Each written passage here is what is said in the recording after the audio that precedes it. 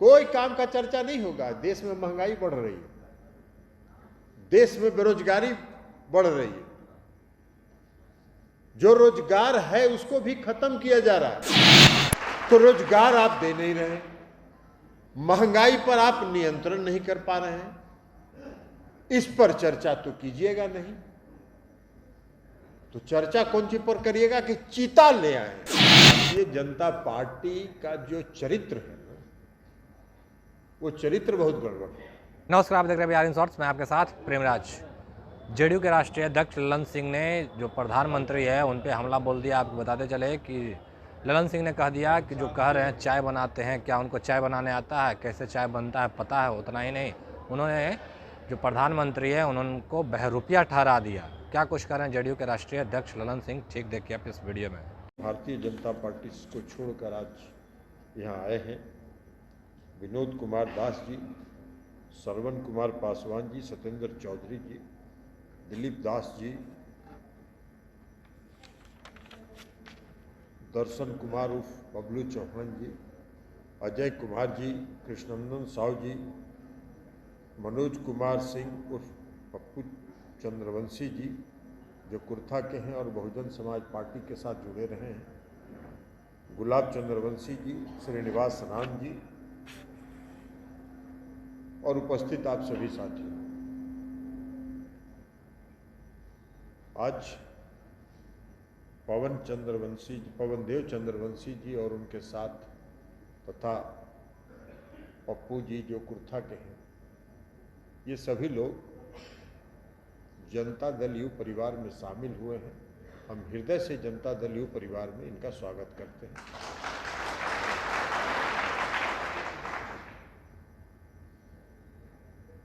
बहुत बड़ा भला काम किया है, बहुत अच्छा काम किया है पवनदेव चंद्रवंशी जी, जो भारतीय जनता पार्टी को छोड़कर आज इस पार्टी में आ गए।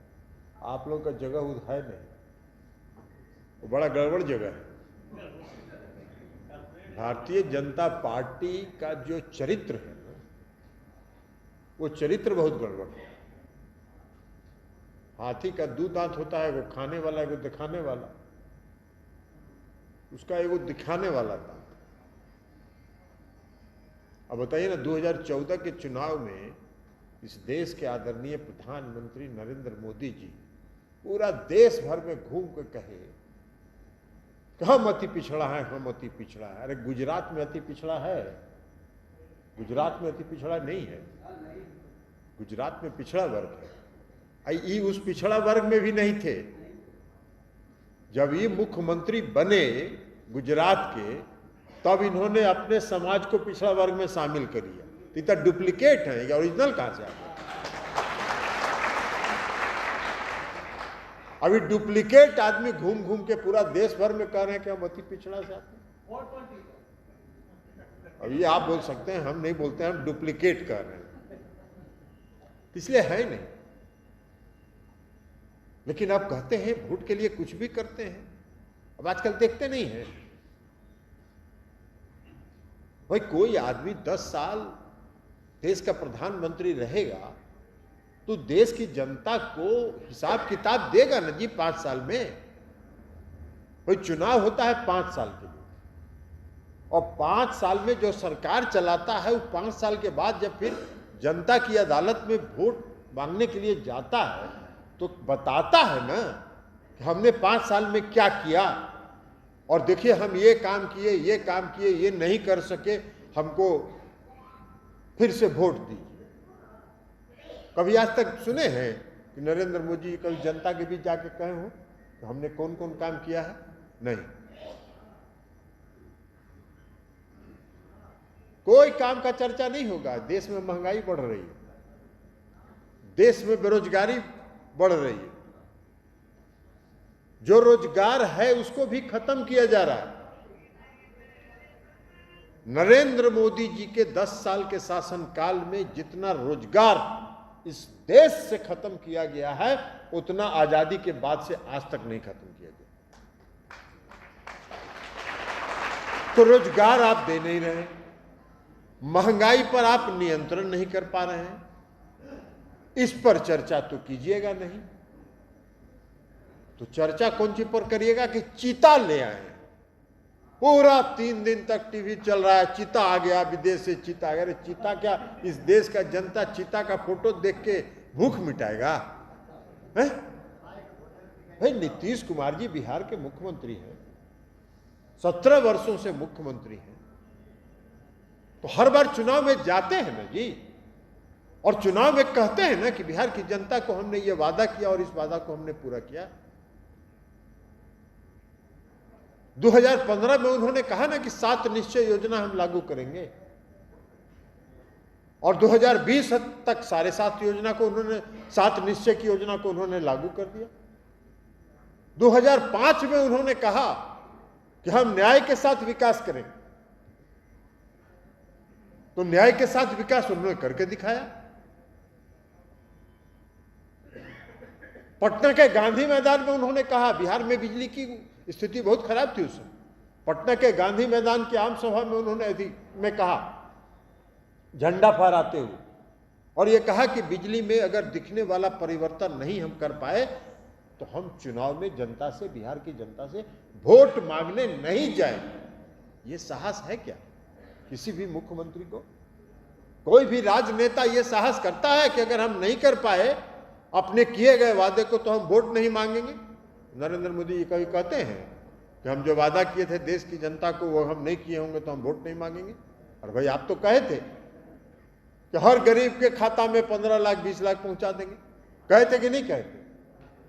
अरे कहे थे कि नहीं? रामकुमार मंडल जी आप तो घूमते थे ना जी, कहे थे कि नहीं कहे थे? वो कहे थे ना कि हर साल 2 करोड़ लोगों को रोजगार देंगे। तो 10 साल हो गया उनको, 8 साल अभी हुआ है, तो 16 करोड़ लोगों को रोजगार मिलना चाहिए। तो इसका हिसाब उनको जनता को बताना ना चाहिए कि 16 करोड़ हमने रोजगार कहां दिया, नहीं बताया। इसलिए कुछ लेखा जोखा है ये नहीं है, सब बही खाता सब साफ है, खाली है बही खाता। तो क्या बोलेंगे? तो कभी कहेंगे चीता लाए, कभी कहेंगे राम मंदिर बनवाएंगे, और टीवी अगर खोलिएगा तो सुबह में कहाँ शिवलिंग निकल गया, कहाँ विष्णु भगवान का मंदिर निकल गया, कहाँ कुछ निकल गया। एगो उनके प्रतिनिधि के रूप में उन्हीं का है, पुरी जी बैठल हैं, ये भी वही काम करते हैं।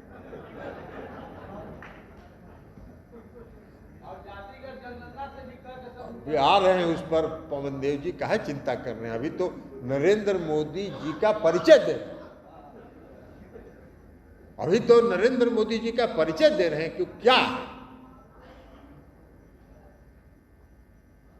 तो भाई आप लोग तो देहात के आदमी हैं, सब लोग गरीब लोग हैं, तो जानते हैं ना बहुरूपिया किसको कहते हैं?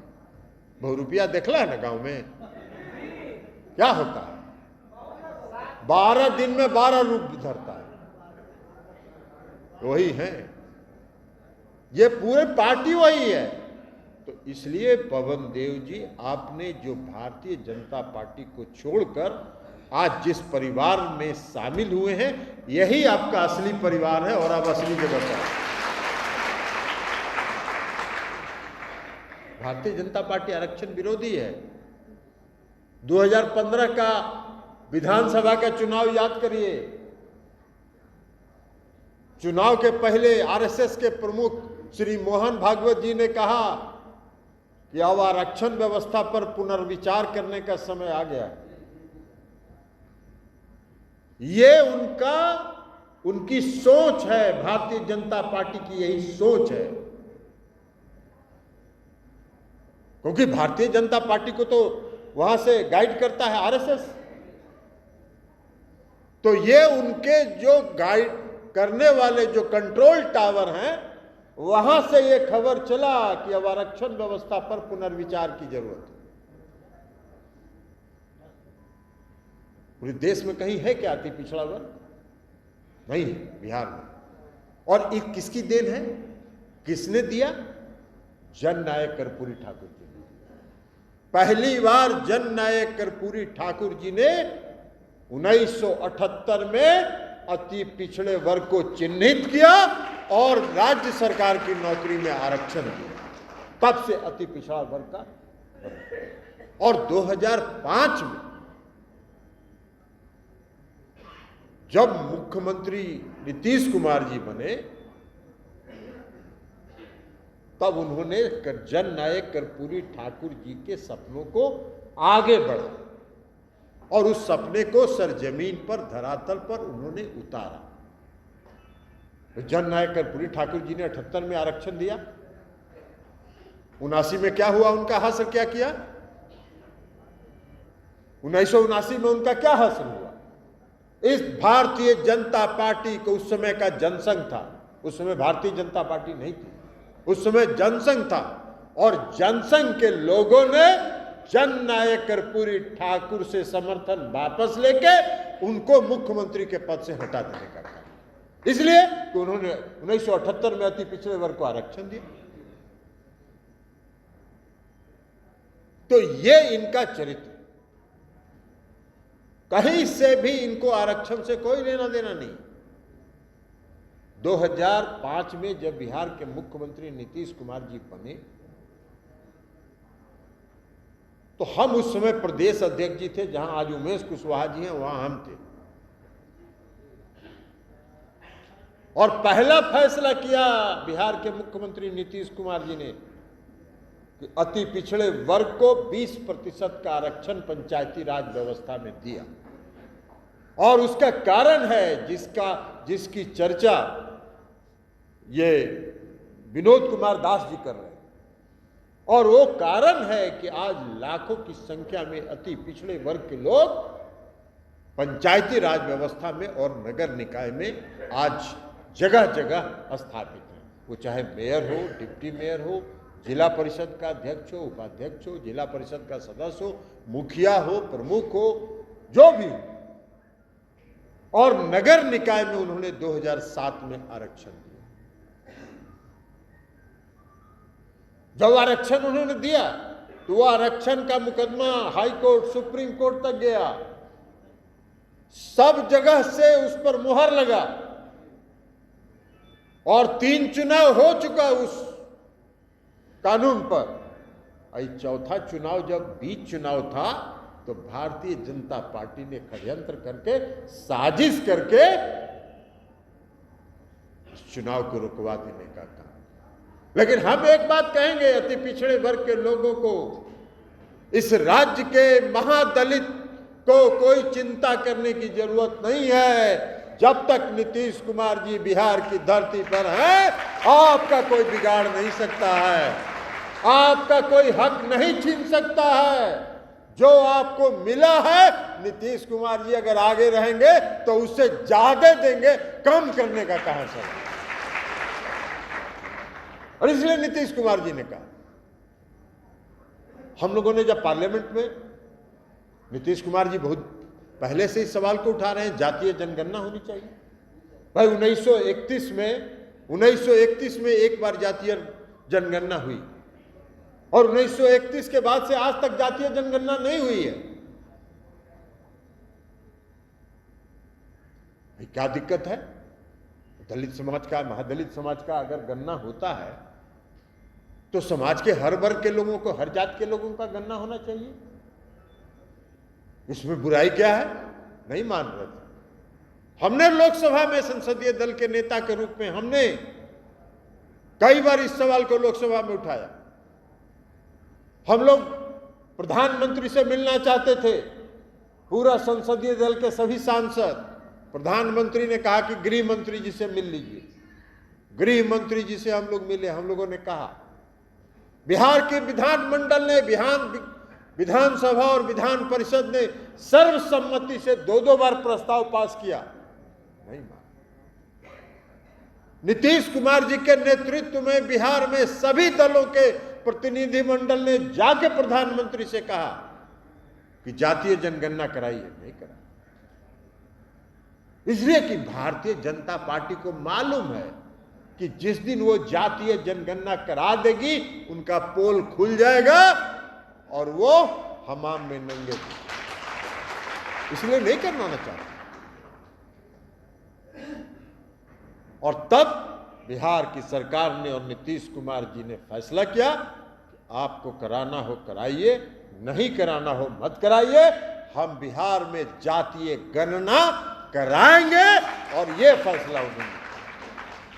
आज आप कह रहे हैं, आप षड्यंत्र बता रहे हैं। अरे आपका तो चेहरा बेनकाब हो गया। अति पिछड़े समाज के लोगों के बीच आपका चेहरा बेनकाब हो गया है। जो नकाब ओढ़ के जो आप घूमते हैं वो आपका नकाब उतर गया है।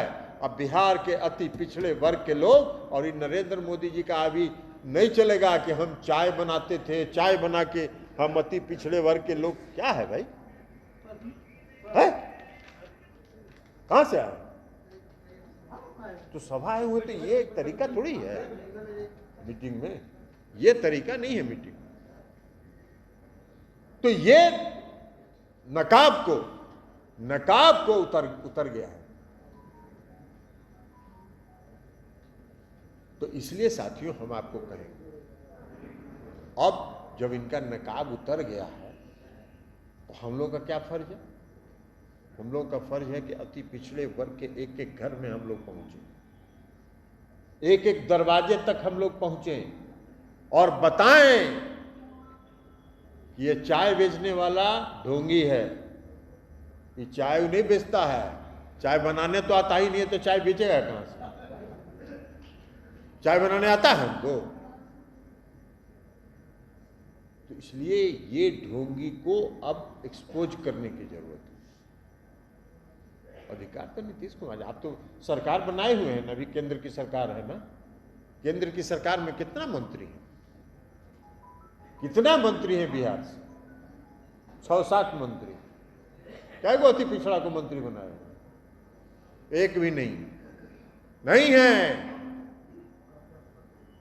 और हमारे जनता दल यूनाइटेड के 16 सांसद हैं और 16 में 5 अति पिछड़े वर्ग के लोग। ये है नीतीश कुमार जी की सोच और ये है आपकी सोच, दोनों में आसमान जमीन का अंतर है। तो इसलिए साथियों, आज आप इस पार्टी में शामिल हुए, इसलिए आपका हम हृदय से स्वागत करते हैं। क्योंकि अति पिछड़े वर्ग का हितैषी, महादलित वर्ग के हितैषी अगर कोई है तो उस व्यक्ति का नाम नीतीश कुमार है। और बिहार में नहीं बल्कि पूरे देश में अगर कोई सबसे बड़ा हितैषी है तो वह है नीतीश कुमार। और नीतीश कुमार जी के रहते अति पिछड़े वर्ग को जो नीतीश कुमार जी ने सशक्त किया है, महादलित को जो नीतीश कुमार जी ने सशक्त किया है, महादलित वर्ग को जो अधिकार नीतीश कुमार जी ने दिया है, अति पिछड़े वर्ग को जो अधिकार नीतीश कुमार जी ने दिया है, उस अधिकार में, उसके सम्मान में और वृद्धि होगी। कोई घटना तब तक नीतीश कुमार है तब तक कोई सवाल नहीं है। इसलिए आपको निश्चिंत रहिए, आप अपने हित के बारे में मत सोचिए, आप कभी अपने हित के बारे में चिंतित मत होइए, क्योंकि आपकी चिंता करने वाला एक व्यक्ति है बैठा हुआ। और जब तक नगर निकाय में जो आरक्षण रुका है और नगर निकाय का जो चुनाव रुका है, जब तक अति पिछड़े वर्ग के आरक्षण के बिना बिहार में नगर निकाय का चुनाव नहीं होगा।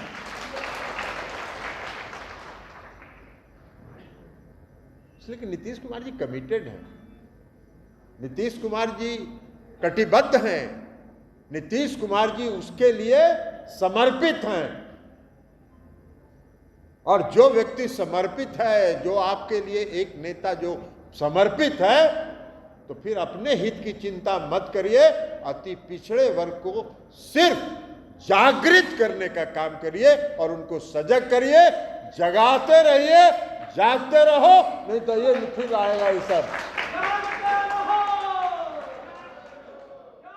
तो जैसा कि देखा आपने, साफ तौर पर ललन सिंह का कहना है कि उनको चाय बनाने नहीं आता है और उन्होंने जो वादा करके आया था वो वादा पर खड़ा नहीं उतरे। अगर मुख्यमंत्री नीतीश कुमार जो वादा करते हैं उस पर खरे उतरते हैं, बिजली के उन्होंने उदाहरण दिया कि कहा था कि बिजली में बदलाव नहीं दिखेगा तो हम वोट नहीं मांगेंगे, पर प्रधानमंत्री ने युवाओं को रोजगार देने की बात कहा था, 15-15 लाख रुपया खाता में आने की बात कहा था, वो किसी भी वादे पर खड़ा नहीं उतरे हैं।